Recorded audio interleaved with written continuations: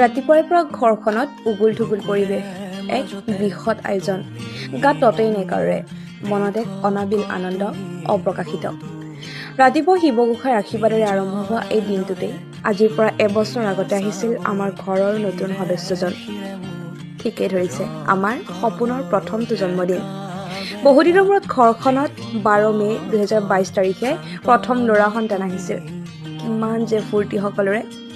ইমানবোৰ বায়কৰ মাজত এটাই মাত্ৰ ভায়েক, আৰু সেই ফূৰ্তি আৰু মৰমতে সপোনৰ জেঠায়েক অৰ্থাৎ মায়ে তাৰ নাম দিলে সপোন।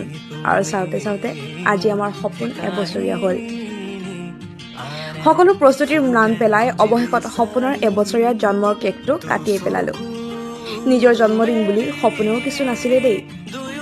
অৱশেষত সকলোকে খুৱাই বোৱাই আনন্দ ফূৰ্তিৰ মাজেৰে দিনটোৰ সমাপ্তি ঘটালো। আজিলৈ এৰিলো দেই, পুনৰ লগ পাম অন্য এটা মিনি ব্লগত। তেতিয়ালৈ বাই বাই।